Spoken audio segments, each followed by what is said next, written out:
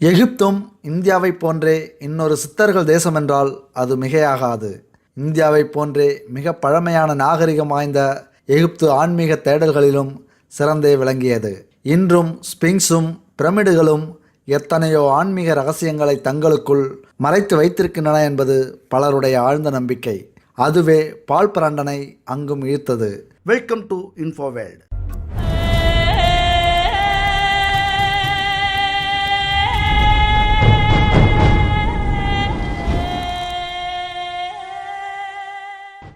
பால் Brunton இன்னொரு தேடலை எகிப்தில் தொடர்ந்தார். எகிப்தில் பிரமிடுகளை காக்கும் காவல் தெய்வமாக கருதப்படும் ஸ்பிங்ஸ் மனித தலையும் சிங்கத்தின் உடலையும் கொண்ட பிரம்மாண்டமான அமைப்பு. அது எப்போது கட்டப்பட்டது என்பதை இன்றும் யாராலும் சரியாக யூகிக்க முடியவில்லை. கிறிஸ்து பிறப்பதற்கு முன் சுமார் 2500 ஆண்டுகளிலிருந்து 3000 ஆண்டுகளுக்கு முன்பிற்குள் கட்டப்பட்டிருக்கலாம் என்று வரலாற்றாசிரியர்கள் அனுமானிக்கிறார்கள்.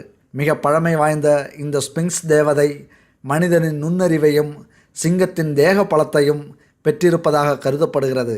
அது 7 முறை பாலைவன மணலால் புதைகுண்டது என்றும் 7 முறை அந்த மணல் விலகி மீண்டது என்றும் சொல்லப்படுகிறது.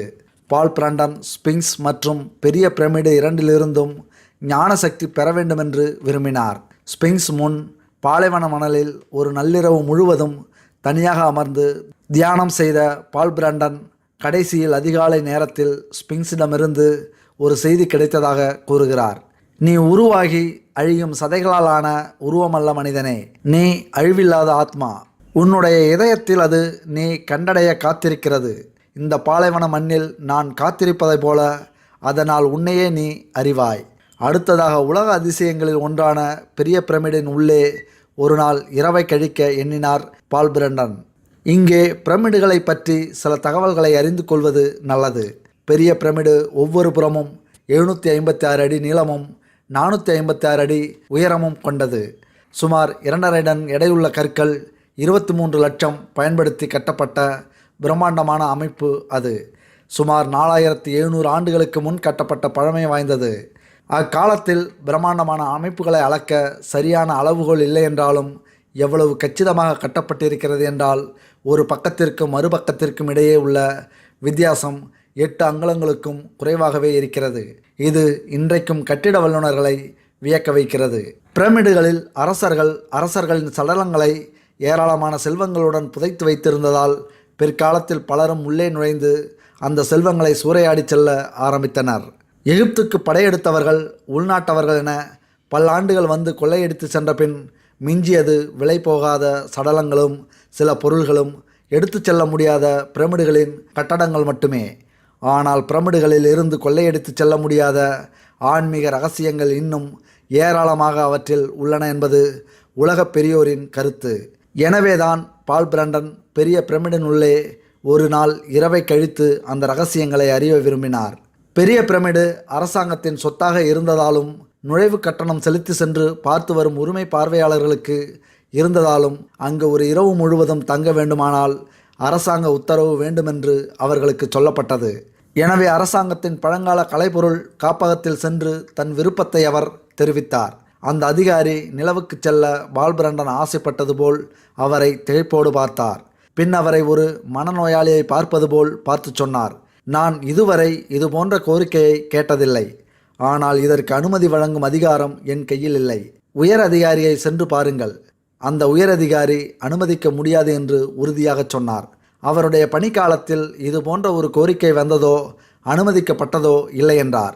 பால் பிரண்டன் தன் கோரிக்கையில் விடாபடியாக நிற்க அவர் இரவு வேளையில் தங்குவது போலீசார் அதிகாரத்தில்தான் வருகிறது, அவர்களை போய் பாருங்கள் என்றார்.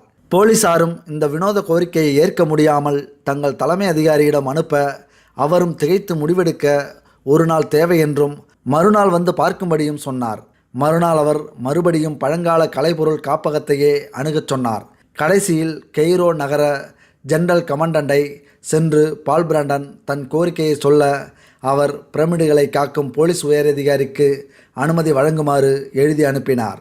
அந்த போலீஸ் அதிகாரி, நாங்கள் தினமும் மாலையில் பிரமிடின் நுழைவாயிலை பூட்டி வருகிறோம். நீங்கள் உள்ளே செல்ல வேண்டுமென்றால் மறுநாள் காலை வரை உள்ளேயே இருக்க வேண்டி வரும். சுமார் 12 மணி நேரம் உள்ளே இருக்க ஒத்துக்கொள்கிறீர்களா என்று கேட்கிறார். பால் பிரண்டன் ஒத்துக்கொண்டார். மறுநாள் மாலை பால் பிரண்டன் டார்ச் லைட்டை எடுத்துக்கொண்டு பிரமிடுள் நுழைந்தார்.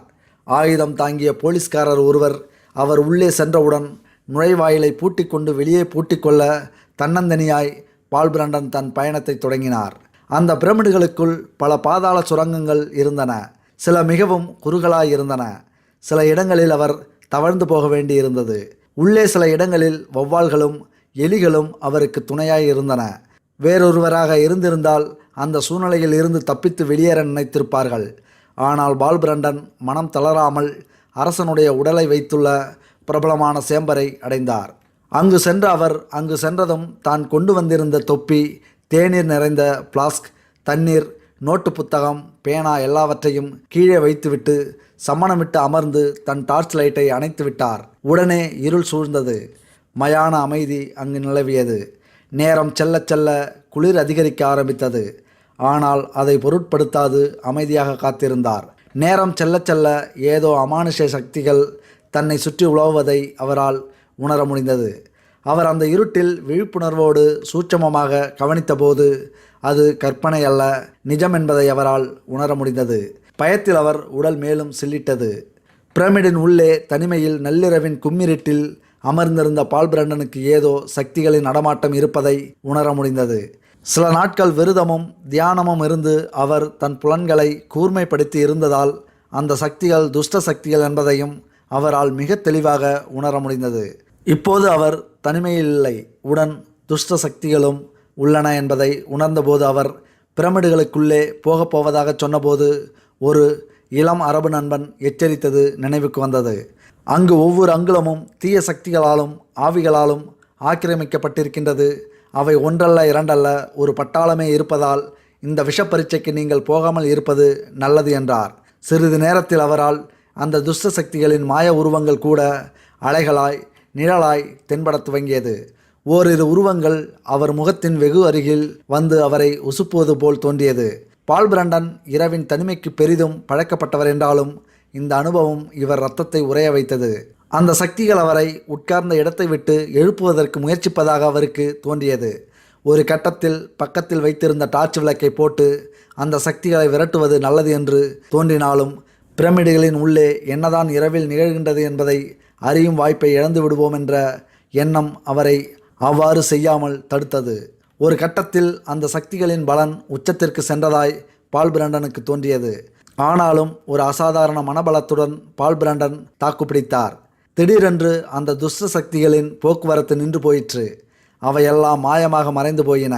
அங்கு ஒருவித மயான அமைதி நிலவியது. பால் பிரண்டனுக்கு சிறிது நேரம் கழித்தே காரணம் விளங்கியது. இரு புதிய உருவங்களின் அருகாமையை பால் பிரண்டன் உணர்ந்தார்.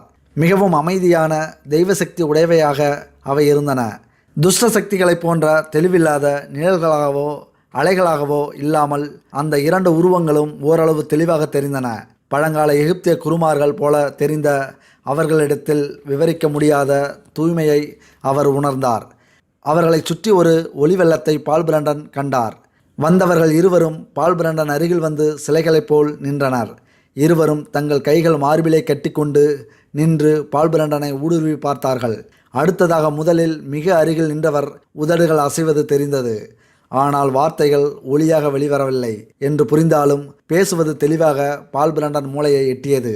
ஏன் இங்கு வந்தாய்? அபூர்வ சக்திகளை பெற வந்தாயா? மானிடர்களின் வழியில் கிடைப்பது போதவில்லையா?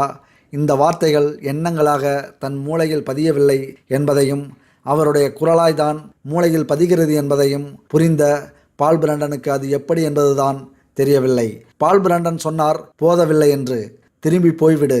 இங்கு ரகசியங்களை தேடி வந்தவர்கள் பைத்தியம் பிடித்து போயிருக்கிறார்கள். நான் தேடி வந்ததை அறியாமல் போக முடியாது என்கிறார். அதற்கு அந்த உருவங்கள் எங்களை நெருங்கியவர்கள் சொந்த பந்தங்களை இழந்து தனியாராக போயிருக்கிறார்கள். அது உனக்கு சம்மதமா என்று கேட்கிறது. எனக்கு தெரியவில்லை என்பதை உண்மையில் பால் பிரண்டன் ஒத்துக்கொண்டார். ஆனாலும் திரும்பி போக முனையவில்லை.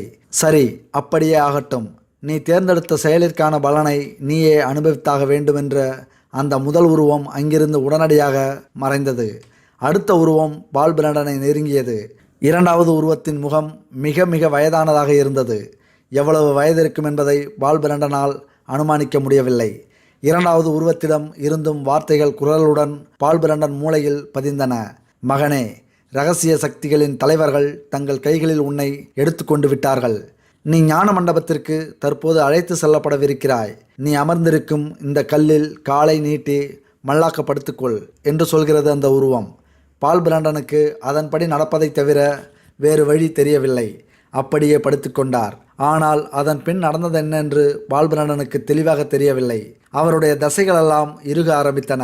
அவருடைய உடல் முழுவதும் பக்கவாதம் வந்தது போல் செயலிழக்க ஆரம்பித்தது. முழு உடலும் பாறையாக கணக்க ஆரம்பித்தது. உடலிலிருந்து உணர்வுகள் மயங்க ஆரம்பித்தன. மரணம் நெருங்குவது போல இருந்தது. ஆனால் பால் பிரண்டனின் தத்துவார்த்தமான பக்குவம் அதற்கு பயப்படவில்லை. ஒருவித இனம் புரியாத சிலிர்ப்பு தண்டுவடத்தில் கீழிருந்து மேலாக பரவி கடைசியில் மூளையில் மட்டும் ஏதோ உணர்வு தங்கியது. பால் பிரண்டன் நினைவை இழக்க ஆரம்பித்தார். நினைவினை இழக்க ஆரம்பிக்கும் அந்த நேரத்தில், நாளை என்னுடைய பிணத்தை இந்த பிரமிடினுள் பார்ப்பார்கள், இதுவே என் முடிவு என்ற எண்ணம் அவருக்கு வந்து போயிற்று. உடலெல்லாம் மறுத்தாலும் தலையில் மட்டும் லேசான உணர்வு சிறிது நேரம் தங்கியிருந்தது. ஏதோ சூறாவளியில் சிக்கியதை போல் ஒரு உணர்வு மூளையில் தங்கி ஏதோ ஒரு துளை வழியாக வெளியேறுவதை பால் பிரண்டன் உணர்ந்தார். பின் உடலிலிருந்து பரிபூரண விடுதலை பெற்றது போல் உணர்ந்தார். உடலின் கனமில்லாமல் லேசானதை போன்று தோன்றிய அந்த நேரத்தில் உடல் தானல்ல என்பது அவருக்கு புரிந்தது. இவ்வளவு நாள்தான் அடைப்பட்டிருந்த சிறையாகவே உடல் தோன்றியது. உடலை விட்டு வெளியே வந்திருந்த போதும் இன்னும் எல்லாவற்றையும் காணக்கூடிய சக்தியும் உணரக்கூடிய சக்தியும் தன்னை விட்டு போய்விடவில்லை என்பது புரிந்தபோது அவருக்கு திகைப்பு அதிகரித்தது. இன்னும் சொல்லப்போனால் முன்னெப்போதையும் விட உணர்வுகள் கூர்மை பெற்றது போல் அவருக்கு தோன்றியது. அவரால் அவர் உடலை தெளிவாக பார்க்க முடிந்தது. கண்கள் லேசாக மூடிய 2 கைகளையும் அடித்து மார்பில் வைத்திருந்த தன் உடலை அவர் ஆச்சரியத்துடன் பார்த்தார். ஏக காலத்தில் நிற்பதை போலவும் மிதப்பதை போலவும் அவருக்கு தோன்றியது. அந்த உடலிலிருந்து ஏதோ மங்கலான வெளிர் ஒளி கிளம்பி பார்த்து கொண்டிருக்கும் அந்த ஆவி நிலை வந்திருப்பதை அவர் கண்டார். அது என்ன என்பதை பால் பிரண்டனால் சொல்ல முடியவில்லை. சுற்றிலும் உள்ள சுவர்களில் கூட மெல்லிய நிலவொளியாய் அது பிரதிபலிக்க கண்டார். உடல் இல்லாமல் உணர்வுகள் மட்டுமாய் ஒரு மிதவை நிலையில் பால் பிரண்டன் இருந்தார். பழங்கால எகிப்தியர்கள் மனிதனின் ஆன்மாவை பறவை வடிவத்தில் பல கல்வெட்டுகளில் வரைந்திருப்பதன் பொருள் உயரத்தில் இருக்கும்போது புரிகிறது போல அவருக்கு இருந்தது. உடலை விட்டு பிரிந்திருந்த அந்த நேரத்தில் எடையில்லாத மிகவும் லேசானதொரு நிலையை பால் பிரண்டன் உணர்ந்தார். தன் உடலை பார்க்கையில் பெரியதொரு உண்மை அவருக்கு புலப்பட்டது. இதுதான் மரண நிலை. உடலை விட்டு பிரியும் போது உண்மையாக நான் சாவதில்லை. உடலை விட்டு பிரிந்ததும் நான் இருக்க முடியும் என்ற உண்மை நிரூபணமாகிவிட்டதால் நான் நம்புகிறேன். அதே நேரத்தில் இந்த உடலையா நான் என எண்ணியிருந்தேன் என்ற திகைப்பும் அவருள் எழுந்தது. புவியீர்ப்பு விசை பாதி அவரை கட்டுப்பாட்டுக்குள் வைத்திருக்க, பாதி அந்தரத்தில் மிதப்பது போலிருக்க, அந்த நிலையில் அவருக்கு ஆத்ம ஞானம் கிடைத்தது. அர்த்தமில்லாத இந்த சதைக்குவியல் நானல்ல, உண்மையில் இந்த உடல் என்னை இத்தனை காலம் சிறை வைத்திருந்தது என்ற எண்ணம் அவருக்கு புலப்பட்டது. அப்போது உடனிருந்த அந்த முதிய குரு அவருடைய எண்ணத்தை படித்தது போல சொன்னார். உண்மையே, மிகப்பெரிய பாடத்தை நீ கற்றாய் மகனே. ஆன்மா அழிவில்லாததுதான் என்கிறது அந்த உருவம். அந்த நேரத்தில் பால் பிரண்டன் சுமார் 20 ஆண்டுகளுக்கு முன்பு இறந்து போன அரைகுறையாய் நினைவிருந்த ஒரு பெண்ணின் முகத்தையும் 12 ஆண்டுகளுக்கு முன் மரணமடைந்த அவர் நண்பர் ஒருவர் முகத்தையும், ஒரு விபத்தில் அகால மரணமடைந்த ஒரு குழந்தையின் புன்னகை தவழும் முகத்தையும் அண்டவெளியில் பார்த்தார். அந்த 3 முகங்களும் அவரை பார்த்தன, பேசின. மிக குறுகிய காலமே அவரிடம் பேசிய அந்த முகங்கள் உருகி மறைந்தன. அந்த குரு அவரிடம் சொன்னார், நீ வாழ்வது போல் இந்த பிரமிடு வாழ்வது போல் அவர்களும் வாழ்கிறார்கள் மகனே.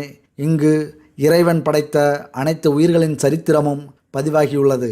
மனித இனத்தின் மறைந்து போன ஆரம்பகால வம்சாவழியினரின் செயல்களெல்லாம் கூட இங்கு பதிவாகியுள்ளது. அட்லாண்டிஸ் நகரம் கற்பனை அல்ல. இந்த நகரம் அழிந்ததும் அந்நகர மக்கள் இறைவனை மறந்து வெறுப்பு, தீமைகளின் வழி சென்ற வாழ்க்கை முறை போன்றவற்றால் தான், சுயநலமும் ஆன்மீக குருட்டுத்தனமும் தான் அட்லாண்டிஸை கடலுக்குள் மூழ்க வைத்தது. இறைவன் அன்புமயமானவன். ஆனால் அவன் ஏற்படுத்திய விதிகளின்படியே உலகம் இயங்குகிறது. அந்த விதிகளின்படி செய்த தவறுகளுக்கான தண்டனையிலிருந்து யாரும் தப்பிவிட முடியாது. இங்கிருந்து செல்லும்போது இந்த செய்தியை மனித குலத்திற்கு எடுத்துக்கொண்டு போ மானிடனே என்று அந்த உருவம் கூறுகிறது. அட்லாண்டிஸ் நகரம் குறித்து இந்த இடத்தில் நாம் தெரிந்து கொள்வது மிகவும் நல்லது. சகல சுபிட்சங்களுடனும் அட்லாண்டிஸ் என்ற தீவு நகரம் சுமார் 11,000 ஆண்டுகளுக்கு முன்னால் இருந்ததாக கிரேக்க ஞானி பிளேட்டோ கிமு 360 கூறினார். மிக சக்தி வாய்ந்த மனிதர்கள் வசித்த அந்த தீவில் எந்த இயற்கை வளத்திற்கும் குறைவிருக்கவில்லை. மனிதர்கள் அனைவரும் மிக அறிவாளிகளாகவும் குணசீலர்களாகவும் இருந்தனர். அவர்களின் வணிகம் ஐரோப்பா, ஆப்பிரிக்கா ஆகிய கண்டங்கள் வரை நீண்டதென்றும் அவர்கள் அந்த கண்டங்களை தங்கள் கட்டுப்பாட்டில் வைத்திருந்தார்கள் என்றும் கூறப்பட்டது. ஆனால் காலம் செல்ல செல்ல அவர்கள் தங்கள் பண்புகளிலிருந்தும் அறிவார்ந்த செயல்களிலிருந்தும் விலகிச் செல்ல ஆரம்பித்த பின் அவர்களுடைய சிறப்பு குறைய ஆரம்பித்தது. சுயநலம், பேராசை, பொறாமை என்ற வழிகளில் அவர்களின் தவறுகள் மிக அதிகமாகிய போது அந்த தீவு கடலில் மூழ்கி அழிந்தது என்று சொல்கிறார்கள். பலரும் கற்பனை என்றும் கதை என்றும் நினைத்த அட்லாண்டிஸ் உண்மையில் இருந்தது என்று சொல்லும் ஆராய்ச்சியாளர்களும் இருக்கிறார்கள். இதையே அந்த குருவும் இங்கே சொல்கிறார். இங்கே வரும் எல்லா மனிதர்களுக்கும் இந்த ரகசியங்கள் விளக்கப்படுவதில்லை. ஆனால் உன் ஆர்வமும் விளக்கினால் புரிந்து கொள்ளப்படும் பக்குவமும் உனக்கு இருப்பதால் மட்டுமே உனக்கு இந்த ரகசியங்கள் விளக்கப்படுகின்றன. இவ்வாறு அந்த உருவம் கூறுகிறது. பால் பிரண்டன் அடுத்த கணம் புவியீர்ப்பு விசை முழுவதும் தனக்கு ஆற்றுப்போவதை உணர்ந்தார். முழுவதுமாய் காற்றில் மிதப்பது போல இருந்தது. உன்னை ஒரு ரகசிய ஞான கருவூலத்திற்கு அழைத்து போகப் போகிறேன் என்கிறது அந்த உருவம். அப்படி சொன்னவுடன் பால் பிரண்டன் ஆர்வம் அதிகப்பட்டது.